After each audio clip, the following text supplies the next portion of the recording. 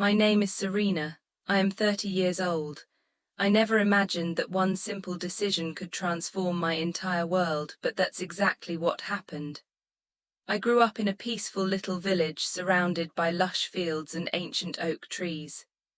Life there was like a soft, endless loop, comforting in its familiarity, but after years of the same routine, it started to feel like a cage. I lived with my aunt and uncle in their quaint farmhouse, where I'd help my aunt tend to the herb garden and prepare hearty meals from scratch.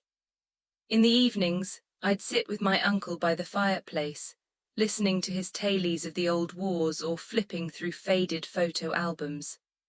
I had a tight-knit group of friends. We'd gather at the village square on lazy afternoons, sharing laughs over homemade lemonade. But deep inside, I felt stagnant, like a seed buried too deep in the soil, yearning for sunlight and space to bloom.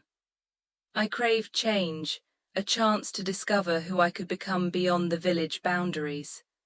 I just didn't have a clue how to make it happen. One stormy evening, as rain pattered against the window panes, I was browsing job listings on my old tablet while sipping chamomile tea. That's when I spotted it, seeking a dedicated cafe barista assistant for a bustling urban cafe. Relocation to the city required. No prior experience needed, comprehensive training provided. I read the ad multiple times, my eyes widening with each pass. I'd never worked in a cafe, never brewed a fancy coffee, and certainly never lived in the chaotic energy of the city. The thought of leaving the village, my aunt and uncle, and the quiet life I'd always known sent a shiver down my spine. But a quiet inner voice urged, "What have you got to lose? Give it a shot." I shared the listing with my aunt the next morning over breakfast, her face clouded with worry. "Serena, the city is full of strangers and noise. You'll be on your own. Who will look out for you?" Her words hung heavy in the air, and I didn't have a good response. Just then my uncle shuffled in, peering over his bifocals at the screen. He read it silently, then met my gaze. "Life's too short to stay rooted in one spot forever," he said with a gentle nod. "This could be the push you need to spread your wings." His encouragement lit a spark in me. That night I sat at the worn wooden kitchen table, my tablet casting a glow on my face. My fingers trembled as I filled out the application form, detailing my home cooking skills, my reliability from helping at village events, and my eagerness to learn. I hit submit, a mix of terror and exhilaration washing over me. I'd taken the leap. The following afternoon my phone buzzed with an unknown number. A warm, efficient voice said, "Hi, is this Serena? This is Marcus from Urban Brew Cafe. Your application stood out. We love your enthusiasm. Can you make it for an interview tomorrow?" My pulse raced like a wild horse. I agreed, barely believing it. Early the next day I boarded the rickety train to the city, dressed in my Sunday best, a floral blouse and skirt, with my aunt's embroidered handbag slung over my shoulder. The city assaulted my senses. Honking taxis, towering buildings scraping the sky, crowds surging like rivers. The cafe was a trendy spot in a vibrant neighborhood, with exposed brick walls, hanging plants, and the rich aroma of freshly ground coffee wafting through the air. I felt tiny and out of place amid the chatter and clinking cups. At the counter stood Marcus, a middle-aged man with a neatly trimmed beard and a welcoming smile. "You must be Serena, let's chat in the back." We settled in a cozy office cluttered with coffee bean sacks and recipe books. "Any cafe experience?" he asked. "None," I admitted, "but I'm eager and a fast learner." He leaned forward. "This isn't a walk in the park. You'll steam milk, take orders, clean tables, handle rushes. Some customers are patient, others rushed and rude. You'll live in our staff apartment upstairs, basic but functional, ready for the grind." I hesitated, nerves bubbling, but nodded firmly. "Yes, I am. I need this opportunity." He smiled. "All right then, start Monday, be here at dawn." I returned to the village that evening, buzzing with news. My aunt was subdued, hugging me tightly. "Stay safe, call often," my uncle beamed. Proud of you, kid, show 'em what village grit looks like. Over the weekend, I packed a modest suitcase, clothes, toiletries, a knitted blanket from my aunt, and a locket with a photo of us all. The train ride back felt like crossing into a new realm. At the cafe, Marcus showed me the staff apartment, a compact space on the third floor with beige walls, a twin bed, a tiny kitchenette, and a window overlooking the bustling street below.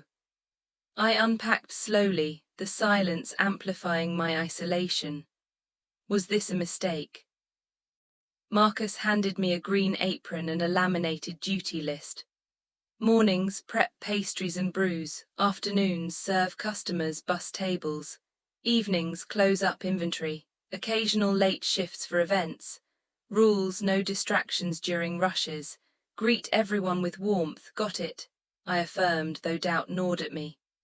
My first shift began at 6 a.m. I tied on the apron, glancing in the mirror. I looked the part but felt like an imposter. Downstairs, I sliced fruits, arranged muffins, and learned the espresso machine's basics. By opening time, my hands were sticky and the rush hit like a wave, orders flying, steam hissing, customers queuing. My feet ached from darting between tables, my arms from carrying trays. Some patrons were friendly, tipping with smiles, others snapped for refills without eye contact. One woman berated me for a lukewarm latte. I apologized, remade it, but she left in a huff. After a few days, exhaustion hit hard. I knocked on Marcus's door during a break. Can we talk? This is tougher than I thought. I'm drained. He regarded me kindly. Want out? I paused, then shook my head. No, just venting, he nodded. It's brutal at first, but stick it out. You'll build resilience not just in skills, but in spirit. His words echoed as I left. The next day I pushed myself, memorized drink recipes, anticipated needs, smiled through fatigue. I began noticing details, like how to froth milk perfectly or suggest pairings. Pride flickered. One busy morning I met a coworker in the back room. Hey, I'm Jade, she said, tying her apron. Serena, I replied. She grinned. Serena and Jade sounds like a dynamic duo. I chuckled, my first real laugh since arriving. Jade and I teamed up on shifts. She handled the grill while I prepped drinks.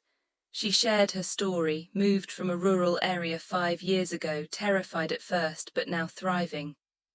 I bawled my eyes out that first month, she confessed, but I persevered. You'll love it eventually. Her camaraderie eased my loneliness. We chatted during lulls, making the days brighter. That week, my first closing shift, the cafe dimmed, soft jazz playing. I wiped counters, restocked shelves, the city lights twinkling outside. Around midnight, a disheveled man stumbled in. Forgot my wallet earlier, can you check lost and found? I searched, found it, handed it over. He mumbled thanks and left. Back at my station, my phone lit up, a text from my aunt. Sleep well, dear, we miss you. Warmth spread through me. I missed them too, but I sensed growth. I wasn't the timid village girl anymore. I was evolving step by step. Before I share the rest of my story, I need to know, where are you listening from? Knowing someone hears me, understands me, gives me strength. The weeks at the cafe blurred into a steady rhythm. Each dawn I rose early, donned my apron, combed my hair and faced the mirror. Fatigue lingered, but so did a budding confidence. I was transforming one shift at a time. I hustled daily, brewing lattes, plating salads, wiping spills. My hands grew steadier on the steamer, my steps quicker across the floor. Early fears faded. I felt capable now. Jade and I grew close, sharp breaks in the staff lounge. She'd recount family anecdotes, I'd describe village life. Her empathy was a balm. You're killing it, she said one afternoon. Quick, courteous, unflappable. I beamed. Thanks, I give it my all. Kind gestures from customers fueled me, a note, best cappuccino ever, Surrena, with a tip. A regular complimented, your energy brightens my day. But tough moments persisted. One hectic lunch, a customer yelled about a wrong order. Incompetent, he barked. I knew it was my mix-up, but the sting hit. I fixed it calmly. Apologies, here's the correct one on the house. He grumbled off. Jade consoled me later. Some folks vent frustrations, you're not at fault, shake it off. Muckers noticed my progress too, though stern he offered more feedback. You're sharpening up, he said one day. Reliable and composed, I appreciate that. His praise warmed me. Weeks later, a promotion. Help manage the counter on weekends, greet patrons, process payments, handle queries. Jade will train you. Nerves flared, I barely knew the POS system or polished customer scripts. But Jade guided patiently, demoing transactions, role-playing scenarios, emphasizing poise. My debut weekend was chaotic. An early bird fumed over a delayed bagel. Sorry, fresh batch incoming, lounge with a complimentary tea, he softened. Another quarried city spots, I recommended parks, eateries, shops from my growing knowledge. Thanks, you're a gem, he said. Counter work expanded me, more interactions, crisis solving, refined speech. I erred less, stood taller. One post-shift evening my phone vibrated, a photo from my uncle, our cat napping in the garden, captioned, she wonders where you are. I grinned, replying, miss her and you, thriving here. Gazing out my window at neon signs and Piscasbar, the city felt less alien. This was my domain now. A busy Saturday, crowds surged, families, solo diners, groups I navigated seamlessly. Muckers paused by, solid effort today, Surrena. His nod lifted me. Later, Jade and I shared leftovers on the back patio. Homesick, she asked. Yes, the quiet nights, the fresh air. But I added, not ready to leave, I'm discovering myself here. She smiled. Jobs like this reveal your core. Another closing, 1 a.m. a tearful woman entered. Lost my way, can I charge my phone? I plugged it in, offered water. Rough night, she nudged. Fight with my partner. I listened, walked her to a cab when ready. You're an angel, she said. Back inside, pride swelled, I'd helped, stayed composed. One dawn I beat my alarm, surveying my room, it felt like home. 4 months in, I anticipated rushes, new regulars, orders flowed effortlessly. Muckers summoned me. A patron left this for you. An envelope, dear Surrena, your kindness during my stressful visit meant everything. You turn my day around, keep shining. Tears pricked, Muckers affirmed, you're excelling. Soon after, Jade fell ill. Muckers, cover the kitchen till she's back, I agreed, rising earlier. Recalling her methods, I prepped smoothies, grilled paninis, imperfect but passable, no complaints. Muckers praised, handled it like a pro. I phoned my aunt, sharp triumphs. You've blossomed, she said. Outside later, sunset painting the sky, I reflected on my former self, fearful on day one. Now empowered. Days later, Jade returned, heard you rocked it, thanks. Seasons shifted, chilly winds, but the cafe's warmth enveloped me. I mentored a newbie, Zai, timid, error-prone. She wept after a spill, I comforted. I did too, but persisted, you'll thrive. She perked up. Then a call from a quaint bistro near my village. Muckers recommended you, assistant manager role interested.